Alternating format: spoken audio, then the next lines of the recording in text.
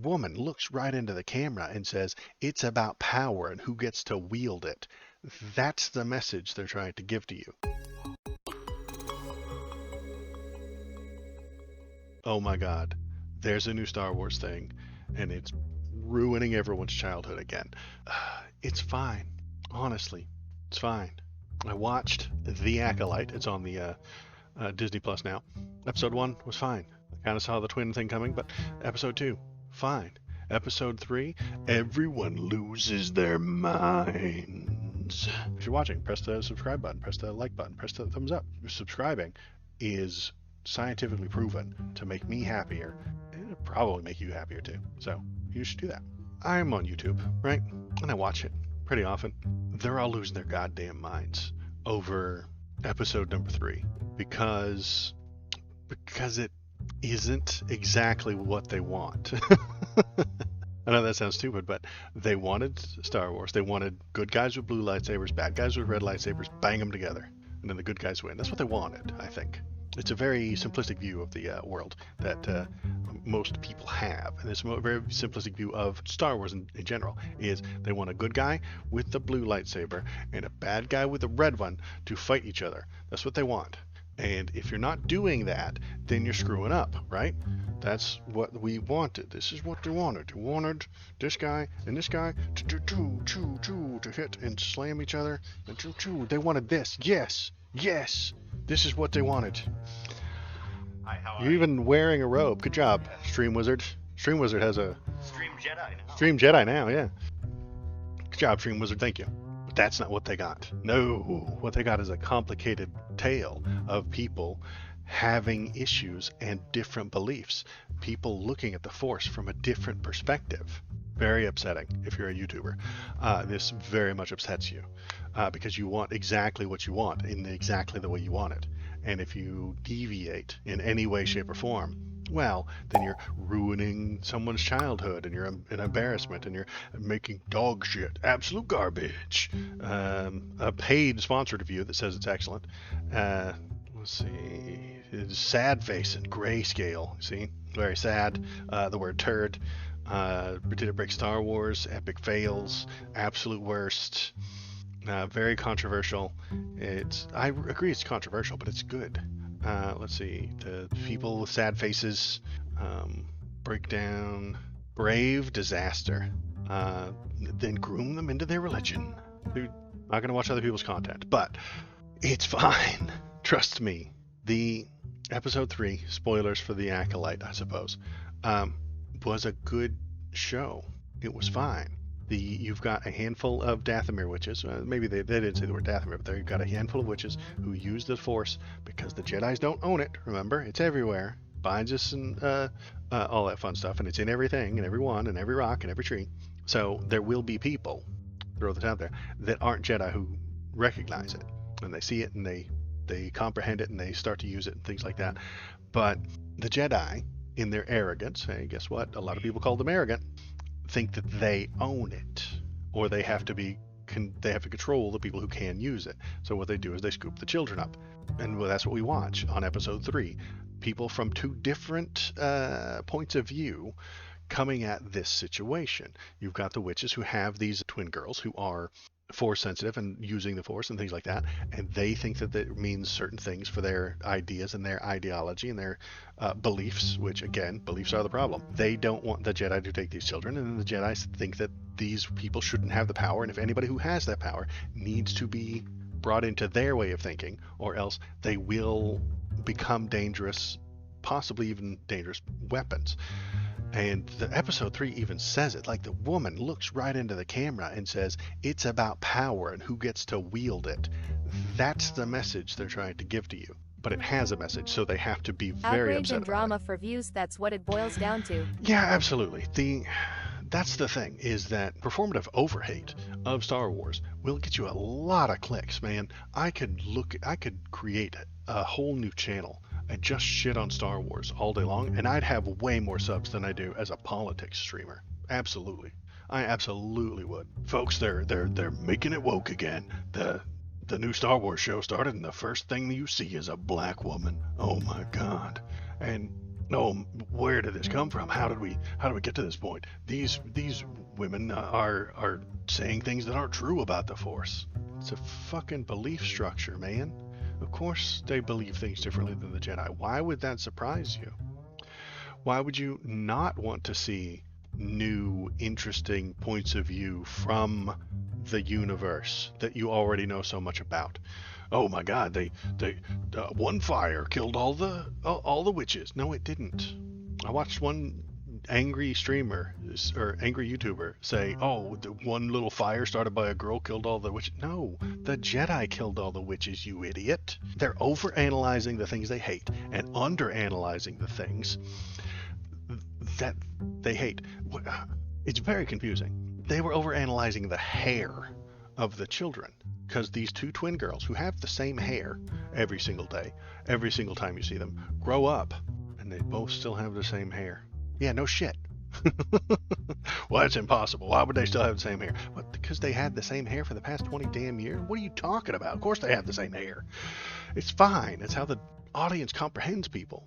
Bart Simpson wears the same damn clothes every single damn episode, not because he never washes them, but because you need to comprehend who he is when you're looking at a screen. That's all it is. Anywho, yeah, they're overanalyzing the hair, they're overanalyzing the fire, and they're overanalyzing all the things in a negative light, but then they're ignoring some of the things that are right in front of them. I don't know. It's so weird. Like it's performative overhate, and it is vehement anti-fandom. You know that, and that'll get you a lot of clicks on YouTube.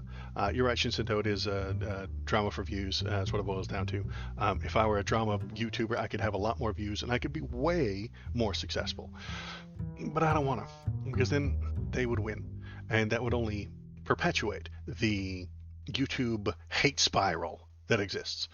I think that I'm not spitting hate, usually. Sometimes there's things that I don't like and I get all riled up about it and then I get angry, sure. But I don't think I'm a hate YouTuber. And the fact that that's the most effective way to become a big YouTuber is just hate all day, drama, and pick a person, make them your target, hate on them, let everybody know, and then the algorithm will pick it up and know who's going to hate view it. I have a feeling that this Acolyte is going to be exactly like Episode 8 from Star Wars. The Last Jedi is the name of it. I remember the numbers better than I do the titles. It's just a thing about my stupid brain. But Episode 8, Last Jedi, was good. Rian Johnson is a genius. He made a film. You know, he made a movie instead of popcorn, bubblegum, Saturday morning kid stuff. That was the mistake. Most people see the Saturday morning cartoon kid stuff and think that it's a movie. It's not. It's kid stuff. Then they claim that it is super important and it's got all this lore and there's all these complicated and difficult things to think about and there's the backstory and there's the extended universe and all that stuff. So Rian Johnson sees that and is like, yeah, dude, let's make a whole movie. Let's make a movie. And then he makes a movie and everybody hates it. Except for the critics, the people who literally judge movies for a living. I generally consider myself closer to that side than the fan side, because I critique things, I look at things, I take them apart, and I comprehend how the things move and what they're supposed to be intending to tell you. What story is Rian Johnson trying to tell you? And he was telling us something. He was telling us that the Force doesn't belong to the Jedi. It belongs to everyone. He was telling us that anybody can be a Jedi. You don't have to come from one of these very important, prestigious bloodlines. That's what he was telling you. But if you couldn't hear that message that he was trying to give you because you saw Luke Skywalker throw a lightsaber behind his back, it doesn't matter how good he is at telling that message. I think that's what happened. I think a whole lot of people, within the first 5 minutes of that My gatekeeping.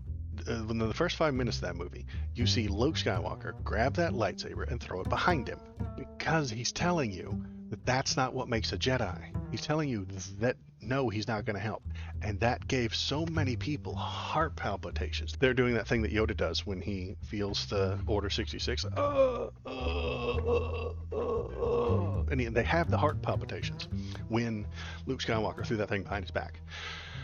Because they have built him up as Jesus inside their head. And he's the greatest thing to ever exist. And he's the best that there ever was. He's not. He's just a guy, man. He's just a guy. and they built him up to Super Jesus levels of belief and brain structure. Inside their brain, Luke Skywalker is Super Jesus. And so when he throws the thing behind his back, even though he did that when he fought the Emperor in Return of the Jedi, he cuts off Vader's hand, he looks at that broken robot hand, he sees the hand, and then he sees his own robot hand, and he's like, oh, this is how you turn to the dark side. I'm gonna stop doing that. And he throws the weapon away. He threw it away back in the 80s. And then he looks at the Emperor and he's like, I'm a Jedi like my father before me. And he doesn't need the lightsaber to beat you. But because they don't remember that, they just remember the cool sword fights. They don't remember that, honestly. I think a lot of people forgot that before they went in to watch episode 8 and just threw a fit and screamed bloody murder. And because they screamed bloody murder, episode 9 was a shit show, top to bottom, beginning to end. They said, hey, we're not making movies anymore. Episode 8 was a movie with a plot and a dialogue, and it followed the whole circle of Bruce Campbell? No, who's that Campbell guy? The hero of 1,000 faces. It followed Campbell's Hero of 1,000 Faces with the story arcs and stuff like that. That bombed. Everybody hated that. I loved it, and the critics loved it. That's why it has such a high score on Rotten Tomatoes with the critics and such low with the thing. Joseph Campbell, that's my boy. Thanks, Popog.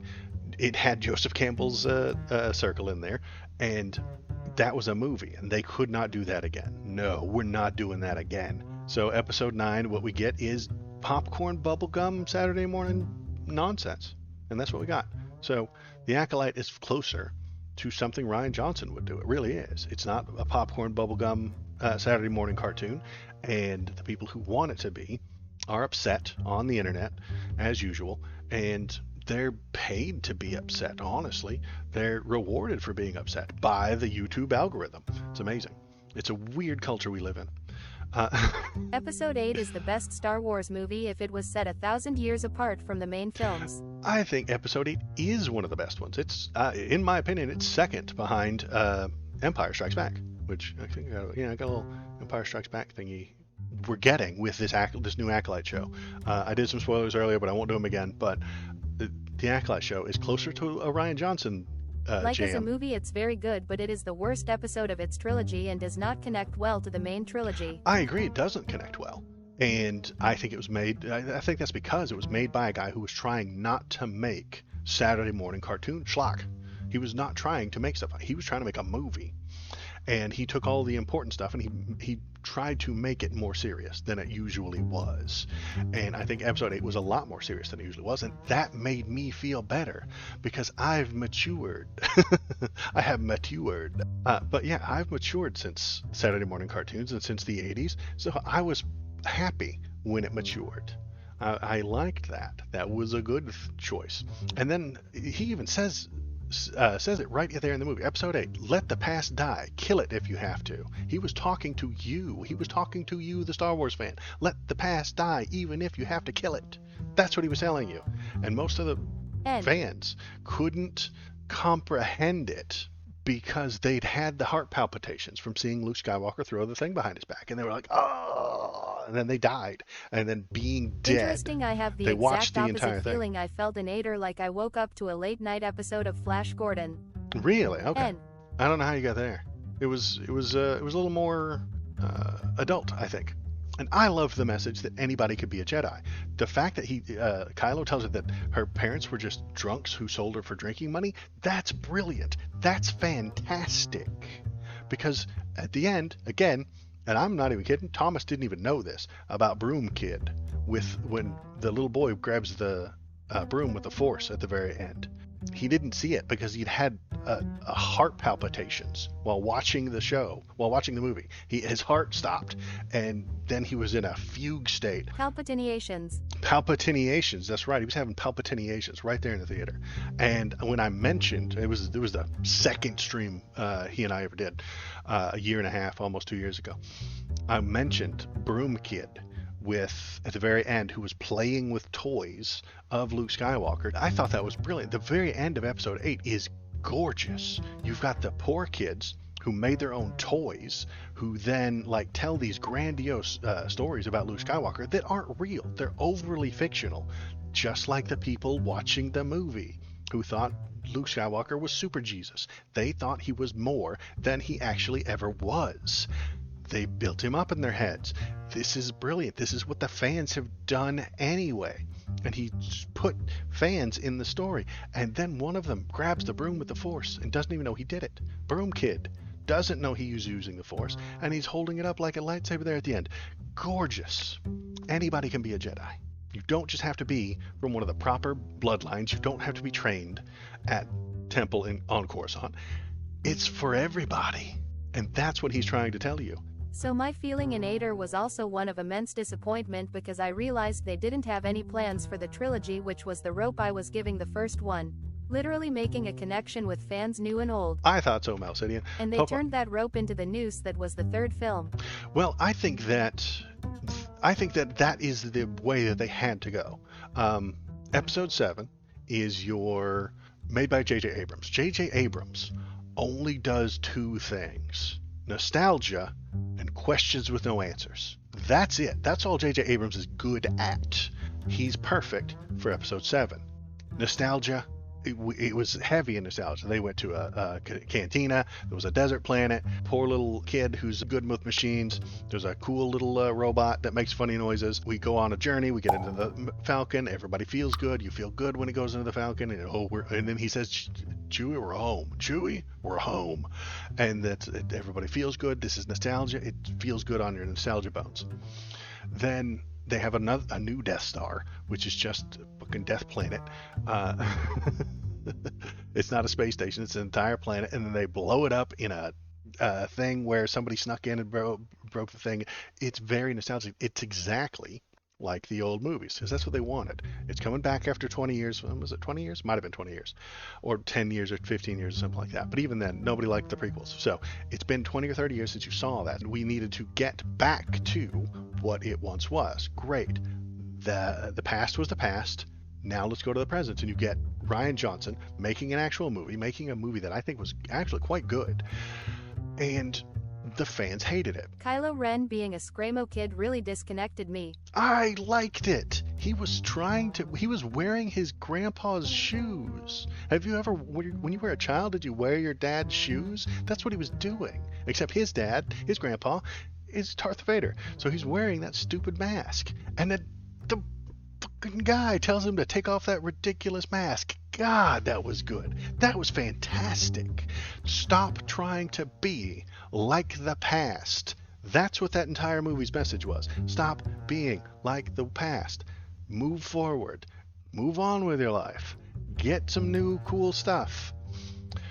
Don't attach yourself to the past. I like that he wanted to be Vader. He didn't need to be an emo kid. I wanted a little more thought and a little else emotion from Kylo. Well, he's technically a Skywalker. So all Skywalkers are emo bitches, man. I'm sorry. They all are. Kylo and Anakin and Luke. They're all kind of whiny bitches. That's not fair. I want to go to Tashi Station and buy some power chargers. Uncle Owen, you told me I could go this year. Kind of whiny. You know what I'm saying? And Anakin, I don't need to tell you how whiny Anakin is. He's whiny all the time. Kylo bothers me like Zenitsu does from Demon Slayer. Zenitsu. Is that Nacho Kid? The little yellow kid? The kid with the yellow thing with he's got a cheese-colored... I call him Nacho Kid because I hate Japanese names, but he's got a he's got a cheese-colored thing, and then it's got triangles all over it, which are tortilla chips. He's the Nacho Kid, and that's what I like to call him because I think it's funny that he's Nacho Kid. And he just screams. I watched the latest episode of that last night as well, and he just screams the whole time. He irritates the hell out of me. That's why I quit watching One Piece, because it wouldn't shut the hell up. Anyway, Rian Johnson. At Malcidian, that's where the emo comes in. He's trying to be Vader and is always falling short. Right, he's trying to be Vader, and he doesn't know how. He's never actually met the man. But he just has secondhand stories, and he's wearing his dad's suit. He's gone into his grandpa's closet, put on the suit, put on the shoes, put on the hat. All of it's too big. It doesn't fit, and he doesn't know how to handle himself. This, I think, is brilliant. This is a great story. But what do we lose? What happens is Rian Johnson, I think, made a movie. The fans hated that movie, even though it specifically called them out and said, let the past die, kill it if you have to. That is a direct message to you, the fan. Let the past die, kill it if you have to. And I think that's a brilliant message. I love that message. It's very progressive. Kill the old people. That's the progressive message. Anyway, because it was so shocking, they abandoned making movies and fired him and brought J.J. Abrams back to just make popcorn Saturday morning bubblegum again. And that's what they did. They said, we're hitting all 4 quadrants. I don't care what the lore says. I don't care what the fans say. We're hitting all the quadrants. We're making the most plain Jane, everybody's going to like it movie. And even if that means it doesn't have any soul or personality, that's fine. Soul and personality are for fucking film festivals. We're hitting every quadrant. We're hitting everybody with this movie. I don't care if it makes any sense. And they didn't. And it didn't make any sense. And it made shitloads of money, if I remember correctly. But I could be wrong about that. But now we've got The Acolyte, which is fine, honestly. If you watched the witches do things with the Force and then cried about that's not how the Force works, like, what the fuck? The Force works however they want it to work. It's magic, bro. They've never done that with the Force before, but yeah, it's magic. It's magic. That's all there is to it. Some people are going to see that from a different point of view. And that different point of view is important. Now, how does this connect to politics? I'm glad you asked, because it does. The people who are on YouTube are either just rage baiting for the clicks. But if you've got a true believer, you've got somebody who watched The Acolyte and thought that it was terrible and awful and not how the Jedi are supposed to be, or that they didn't like the way the witches were doing the Force stuff, it's because they can't see things from someone else's point of view. I think this is actually political, because everything's political. I think that they can't see anything from anyone else's point of view. And I think they're incapable. They can't comprehend how someone else would view the Force, because they've been seeing it from their point of view. Putting yourself in someone else's shoes and looking back at yourself is very difficult. It is a mental exercise that I don't think a lot of people can do.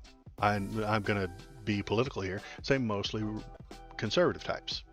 They can't look at other people, comprehend how those people made their choices, and then sympathize with them. We were talking about what's her name, Mrs. Alito, on the last stream, and her stuff like that, and she was very upset about the gay pride flag and having to look at it, and that's why she needs to put up her Jesus flag. She can't comprehend how someone else could make decisions and come to different outcomes and become a completely different person. She thinks that if you aren't just like her, you've made a mistake. And that's what I think these true believers, these people who really hate the Acolyte, are thinking. That's how I suspect that's how they're feeling. It's not the way I liked it. It's not the way I wanted it. It's not the way I remember it. But the reason for that is because it's being looked at from a different point of view. And that's fun. I like different points of view. I think it's interesting. Looking at the same situation from 5 different points of view is brilliant and fun and interesting. And you can get someone else's thoughts about something like that. Guess what? Rian Johnson, Last Jedi, Episode 8, had the same scene played from 2 different points of view. It had Luke Skywalker standing over Kylo Ren with that lightsaber in his hand, and he feels bad, and then he isn't going to attack him, and he makes the decision not to attack him. But Kylo Ren doesn't know that. He sees the guy standing above him, and then he panics and freaks out. So it's the same situation from 2 different angles. Fantastic. I don't think it's a coincidence that the Acolyte, seeing things from 2 different perspectives, and Rian Johnson's Episode 8, seeing things from 2 different perspectives, is the one that pisses people off.